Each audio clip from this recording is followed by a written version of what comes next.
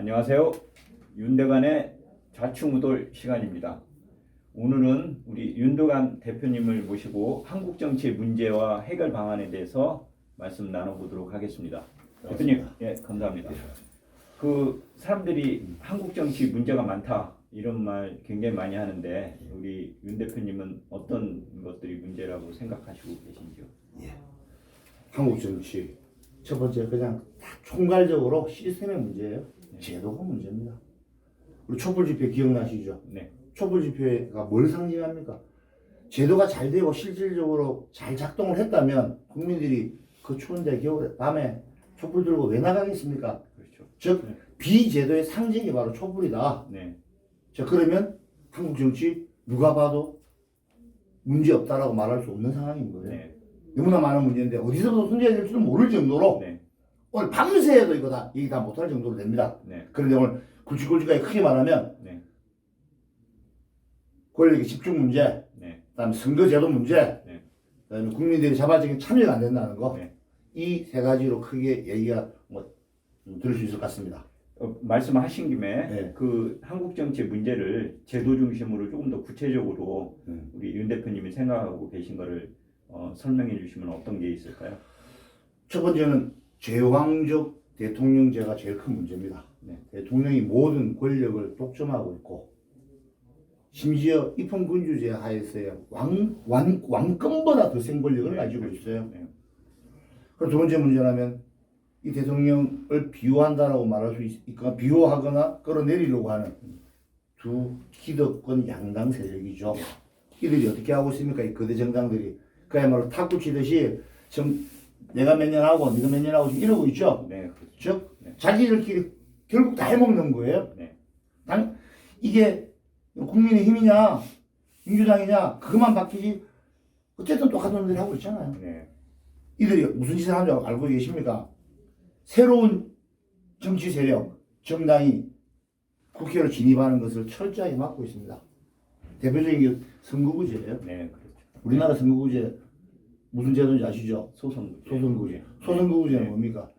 지역 인구단위당에서 한 명만 뽑죠. 네. 한 명만 뽑으니까 2등, 3등 아무 의미 없습니다.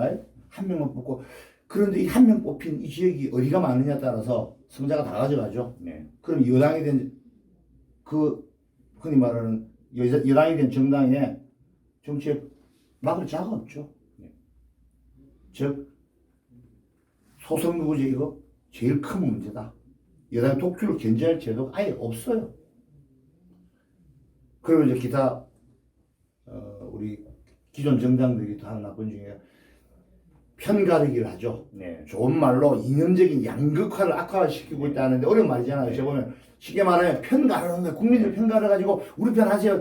우리가 생각 좀 다르면 넌 저 편. 네. 이렇게 국민들끼리 싸우게끔 만드는 거예요. 이거 일제강점기에 일본 놈이 했던 수법 아닙니까 이거? 네. 예? 이거 정말 고셔야 됩니다. 그리고 정치가 시대 정신을 못 따라가고 있죠. 세대 간의 균열과 심화를 조장하고 있죠. 그리고 사람들이 정치를 불신하고 있는데도 이걸 쇄신하겠다고 하는 노력 자체가 없어요. 옛날에 종교개혁 때도 말입니다. 네. 가톨릭이 썩었다 그래서 개신교가 종교개혁을 했잖아요. 네. 그때도 가톨릭에서도 맞아 자체적으로 하고 우리가 내부적으로 개혁이 안 되니까 외적으로 지금 강요를 당하는 거잖아요. 그래서 우리 자체 내에서 우리도 한번 스스로 개혁하자. 그래서 예수회라는 게 생기고 그랬잖아요. 네. 근데 이놈의 대한민국 정치인들은 자정은 스스로 정화시키는 거는 절대 안 합니다. 왜 안 할까요? 대표님 왜 안 할 것 같아요? 글쎄요. 돈 때문이죠. 권력이죠. 권력의 목적도 돈이잖아요. 대한민국 돈에 미쳐가고 있다. 돈 좋은 거긴 하지만 어떻게 사용되느냐에 따라서 달라지잖아요. 많이 벌어서 어려운 자도 없고 모두가 다 잘 사는 세상 만들면 좋은데 남과 상관없이 나만 잘 처먹고 잘 살겠다고 하는 이 사람들이 누구라? 재벌이고 기업이 아니고요. 이 사람들이 정치인이라는 게 이게 대한민국의 현실입니다. 정말 밤을 새서 이야기해도 끝이 없을 것 같습니다. 그럼요. 예. 지금 몇 가지 제 대표적인 그 제도적인 문제점을 지적을 해주셨는데 또 우리가 건설적인 비판이 돼야 되니까 우리 윤 대표님이 생각하시는 그런 제도의 문제점을 고칠 수 있는 개선 방안이 있다면 개선 방안? 어떤 게 그렇죠. 있습니까? 네. 있죠. 문제만 제기하면 네. 이 저기 좀 이상한 사람이에요. 그렇죠. 예. 네. 대안 없이 문제만 말하면 네. 이건 어디서도 참 환영받지 못하는 인물 아닙니까? 제가 대안이 없이 오늘 얘기하겠습니까? 네. 있습니다. 개선점 있죠.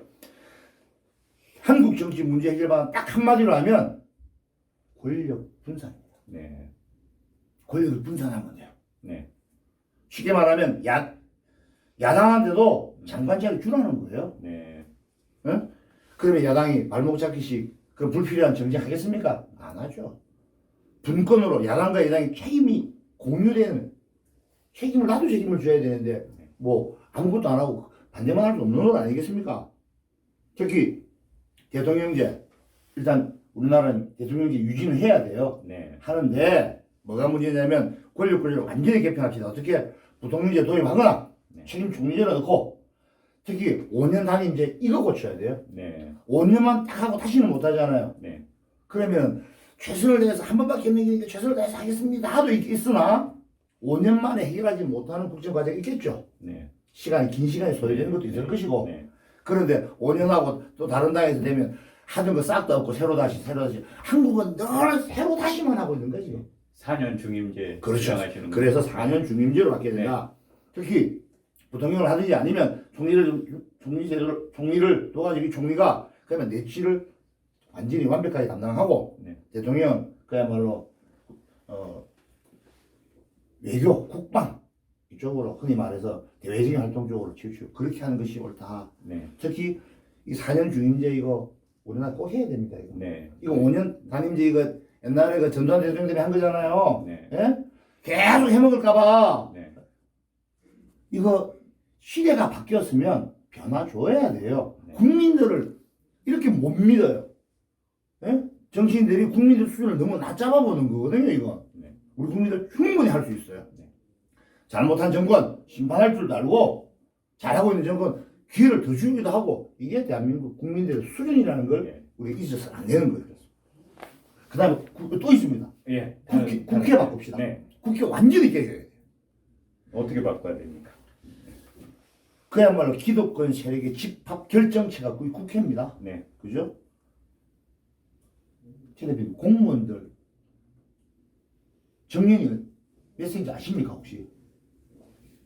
60세 아닙니까? 정답입니다. 그렇습니까? 이런 공무원들 60세고요. 네. 교육공무원 62세고. 네. 그 다음에 대학 교수도 공무원이잖아요. 네. 대학 교수가 공무원 중에서 제일 길어요. 65세예요. 네. 자, 국회의원 공무원입니까? 아닙니까? 공무원이잖아요. 공무원 연금 주잖아요. 나중에 네. 6개월 하고 나면. 네. 근데 왜 65세 이상 정년 안 시킵니까? 공무원이라면 정년시켜야죠. 왜 그래? 왜 이런 말씀을 드리냐면 국회의원도 65세가 넘어가면 국회의원이 할 것이 아니라 네. 그야말로 국내에서 봉사하는 보좌관이라든지 선택 네. 역할로 바꿔주고 네. 예? 지금 국가를 책임져야 되는 40, 50대까지 그리고 앞으로 책임져야 되는 20, 30대 이 사람들이 정치 한국을 이끌어가야지 예. 책임을 다 졌고 이제 책임 안 지려고 하는 사람들이 노역에 사로잡혀 있는 사람들이 어차피 책임도 안 질 거잖아. 저질러 놓으면 그거 누가 저질러 놓으면 누가 지워요? 지금 책임지고 있는 사람들 지워내죠. 네. 그리고 더 큰 거 쌓아봐. 앞으로 책임져야 될 젊은이들 다 지어야 되잖아요. 네. 그렇습니다. 네. 지금 심지어요. 충남에 같은 동네는요. 네. 마을과 마을 도로가 하나 있는데 하루 종일 차가 한 대 정도밖에 안 다니는 도로 네. 아스팔트 쫙 깔아놨거든요. 무슨 말씀 드리냐면 지금 다 잊혀먹고 있다는 거예요. 네. 이건 다음 세대들의 먹거리잖아요. 다음 세대들이 해도 되는 공사인데 이걸 왜 지금 다 해가지고 다음 세대를 못 믿는 거예요. 그거. 그래서 책임감 없는 자들은 이제 그만하라. 네. 이거 제가 뭐 연령을 갖고 편가르게 하려고 하는 거 아니에요. 상식적이잖아요. 책임지고 있는 자와 책임져야 될 자가 정치를 하는 게 맞지. 책임지지 않을 자들이 이거 뭐 어떻게 하는 거예요. 네. 그래서 국회 개혁 첫 번째는 공무원 정년제 포함시켜서 네. 정년 이후에는 보좌역만 하게 하고 네. 그야말로 입법 생산성을 입법부잖아요 이게. 네. 법 만드는데 법은 안 만들고 싸우고만 있잖아요 지금. 네. 입법 생산성 순위별로 먹이고 이런 게 해야 됩니다. 좋습니다. 정당도 바꿔야 되지 않겠습니까? 정당은요 바꾸는 게 아니라 네. 정당은 그야말로 변해야 돼요. 네. 왜냐하면 바꾼다고 바꾸는 일이 아니잖아요. 네. 첫 번째 정당은 유권자와 연계를 회복해야 돼요. 네. 그야말로 우리 당에서 뭘 하니까 선거 때만 되면 펴주세요. 찍어주세요. 이것만 강요해서는 안 되고 그야말로 정치 아카데미를 열어서 국민들 내지는 유권자 내지는 당원 이분들에게 정치적인 어떤 역량을 지식을 줄 수 있도록 교육도 시키고 그리고 온오프라인 플랫폼을 만들어서 활발하게 참여할 수 있도록 그렇게 해야 됩니다. 특히 이 정당들이 스스로 변하지 않으면 국민들로부터 외면당한다 라는 것을 알게 하려면 선거제도 확실하게 바꾸면 됩니다. 이 우리나라 선거제도 지금 소선거구제잖아요, 그죠? 네. 소선거구제 국회 몇 명 뽑는지 아십니까? 네. 한 명 뽑죠? 네. 근데 이거 중대선거구제 바꿔야 됩니다. 이거 중선거구제는요 한 선거구에서 2명 내지 3명을 뽑고 대선거구제는 4명 이상을 뽑잖아요. 네. 그러면 어떡하겠습니까? 정말 자기가 지지하는 사람이 그리고 정말 신뢰할 만하고 앞으로 한국을 맡길 만한 사람이 정치판에 들어와 뛰어들었는데 조직이나 자금이나 뭐 부족하다고 해서 당선될 확률이 없다. 그래서 당선될 만한 사람 중에 나랑 비슷한 분 찍자 이런 생각들 많이 하죠. 네. 뭐 차선이라고 얘기하잖아요. 네. 아니고 두 번째 선택이 아니라 저는 이 선자를 좀 착할 선자로 바꿔갖고 그 반대가 차악이라고 저는 생각해요. 네. 네. 그러면 안 되거든요. 안 될, 지금 당선의 여부와 상관없이 성장시키는 세력이 있어야 될 거 아닙니까? 새로운 물이 들어와야 될 거 아니에요. 네. 언제까지 내 표가 사표가 죽은 표가 될까봐 나는 저 사람 참 괜찮지만 그래도 아예 더럽지만 이 둘 중에 하나 그래도 요놈이 낫다. 지금 이러고 있잖아요. 네. 그러고 나면 어떡합니까? 그야말로 성자 독식 구조 아닙니까 지금? 네. 이거 바꿔야 돼요. 이거 바꿔가지고 사표를 최소화한다. 라는 이런 마음을 줘야 되고 그 다음에 소수의 의사도 대표를 선출하는데 영향을 줄 수 있다. 그래야 사람들이 겸손해지고 조심해지지 않겠습니까?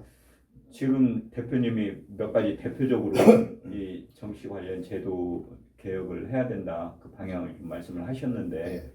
사실 이런 생각을 가진 사람들이 많은데 예. 이 변화가 안 일어나고 있잖아요. 그렇죠. 어떻게 하면 이 변화를 이끌어낼 수가 있겠습니까?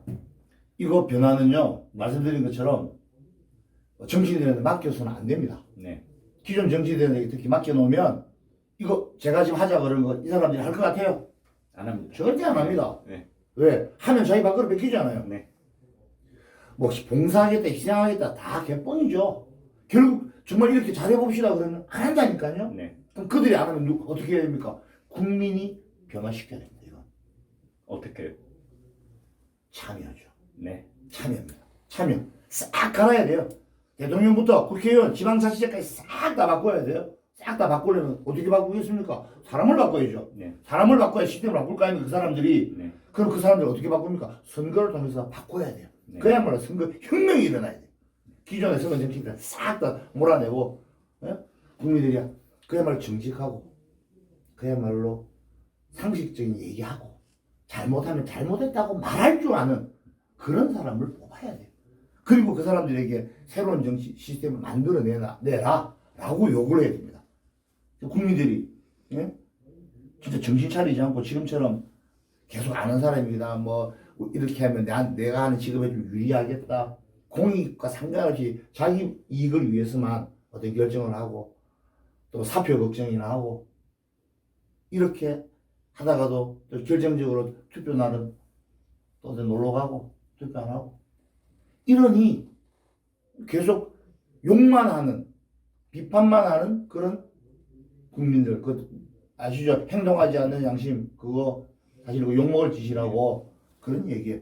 앞으로는 특히 이번 선거에서부터 모든 선거에서 국민들이 유권 권리가 있는 이 국민들이 정신 차리고 제대로 투표하면 대한민국 정치 바뀝니다.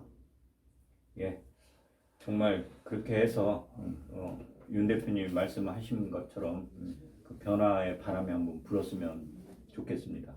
그 오늘 그 여러 가지 한국 정치에 대해서 말씀 많이 해주셨는데 마지막으로 강조하고 싶은 말씀이 있으시면 한번 말씀해 주십시오. 저 국민 여러분들에게 하고 싶은 말이에요. 네, 한국 정치 썩었다고 정치와 선거를 외면하는 국민들 많습니다. 그러나 이제는 이제 더 이상 외면하시고 무관심하시면 안 됩니다. 욕만 하셔도 안 됩니다. 정치개혁 이거 할 수 있는 사람은요 유권자 우리 국민 여러분 밖에 없다는 사실을 명심하셔야 됩니다. 더 늦기 전에 이 나라 대한민국 구해내야 됩니다. 우리 아이들에게 우리 미래들에게 이 썩어내면서 풀풀 나는 이 나라 언제까지 물려주실 생각이십니까? 선거는 나보다 잘난 사람 뽑는 그런 데 아닙니다. 나와 같은 생각을 하고 상식이 통하는 그런 정직한 사람 그런 걸 가려내는 게 선거의 목적이고 그들에게 이 썩은 정치제도 다 지우고 새로운 국민을 위한 제대로 된 정치제도 만들어내라고 요구하는 거 이게 국민들이 해야 될 일입니다. 이번 선거에서 제발 꼭 좀 보여주십시오. 우리 국민들이 눈이 시퍼렇게 살아있음을 보여주는 그런 선거 기회해 봅니다. 아이, 감사합니다. 오늘 윤대관의 좌충우돌 여기서 마치도록 하겠습니다. 출연해 주신 윤대관 대표님 감사합니다. 감사합니다.